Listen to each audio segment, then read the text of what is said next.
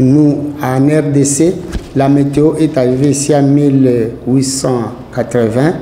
Nous avons commencé la météo au niveau des bananes. C'est là où la météo a commencé. Et arrivé à Kinshasa, il s'était planté au niveau de Mamaemo, où il y avait les services vétérinaires. Au niveau de Mamaemo, où on a planté la première station météorologique ici à Kinshasa. Et ça s'est déplacé pour Mbinza, où on a construit les bâtiments administratifs pour gérer la météo en RDC. Maintenant, la Mételsat, c'est quoi? C'est une agence nationale de météorologie et de télédétection par satellite. Météorologie parce qu'il voit le problème de la météorologie, comme avec ses interactions, ses applications, d'où nous trouverons la climatologie là-dedans, nous trouverons l'exploitation météorologique là-dedans, nous trouverons des réseaux météorologiques là-dedans. Et nous avons la télédétection qui est une division qui était venue de la présidence, qui nous aide dans la cartographie. Dans la cartographie et dans l'étude des sols, dans l'étude de la géodésie, la géophysique. Donc voilà un peu, et en bref, c'est que la Mételsat, et la Mételsat à son sein est structurée de cette manière. Il a un comité de gestion qui est composé des directeurs généraux et directeurs généraux adjoints. Il y a un PCA avec ses administrateurs et nous avons des directions.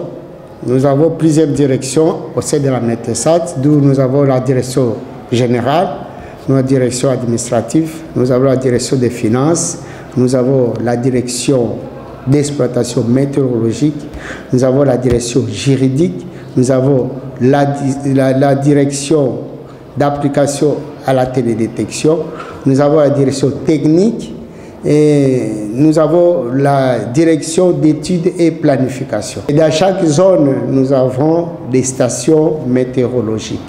Les stations météorologiques qui collaborent entre eux.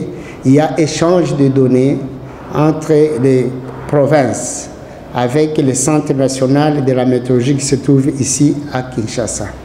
Donc il y a échange de données et ces données nous parviennent par les voies de télécommunications que nous appelons la voie BLI, et ce sont des phonies, et ça nous provient aussi par Internet, tout comme par les téléphones. Nous avons ces équipements où nous avons le parc météorologique avec les instruments bien appropriés, les instruments des observations météorologiques, où nous trouvons les thermomètres, nous trouvons les barographes, nous trouvons les héliographes, nous trouvons les anomomètres. Nous avons beaucoup d'instruments qui se trouvent dans ce parc et qui nous donnent les données. Et cela, c'est au travers de toute la République. La République fait l'échange aussi avec d'autres villes. Donc nous avons par exemple avec Brazzaville, nous échangeons les données. Brazzaville nous envoie les données, nous envoyons les données à Brazzaville, comme lui le CRT qui est Centre régional de télécommunications. Et nous échangeons les données avec Casablanca qui est le Centre mondial des traitement des données, constater qu'il y a une vague de chaleur qui a affecté une grande partie du monde. Et au travers le monde, nous avons constaté le Sud-Soudan,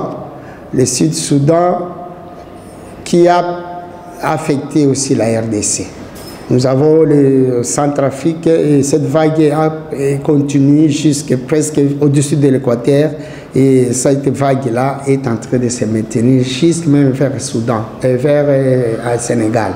Donc ça prend Sud-Soudan, Centrafrique, Cameroun, Sao Tomé, Togo, et ainsi de suite. Ça avance vers le Sénégal. C'est une bande de chaleur.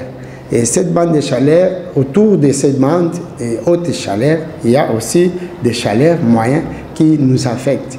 D'où, en RDC, nous étions affectés par cette chaleur, en commençant par la province du Haut-Ouélé, où nous avons constaté à Bouta une hausse des températures, de 40 degrés, de 39 degrés. Ici, nous a donné des températures tellement exceptionnelles. Il y a Mbandaka, il y a Badolite. Et toutes ces villes-là ont expérimenté pendant cette période une hausse des températures à cause de cette vague. Et cette vague n'a pas seulement affecté le nord, il a affecté aussi le centre, ainsi que certaines villes qui se trouvent dans les proximités du centre, d'où Kinshasa fait partie. Il y a Bandundu qui fait partie aussi des villes qui ont été affectées par cette chaleur. On provient d'où? Il y a les rayons solaires qui tapent le sol. Si le sol, nous avons la végétation. Si le sol, nous avons les lacs, les rivières, nous avons des fleuves, nous avons l'océan. Nous avons aussi des arbres. Et ces arbres et ces rivières-là, quand les rayons solaires tapent, ils les réchauffent et ils font l'évaporation. L'évaporation sont des vapeurs qui montent dans l'air. Peut-être nous ne voyons pas l'ennemi, mais ce sont des vapeurs qui montent dans l'atmosphère. Nous avons constaté quoi? Nous avons constaté qu'au lieu qu'il y ait formation de nuages, et là où il y avait condensation, il y avait divergence, il y avait la zone de subsidence, c'est-à-dire il y avait inversion des températures. Au lieu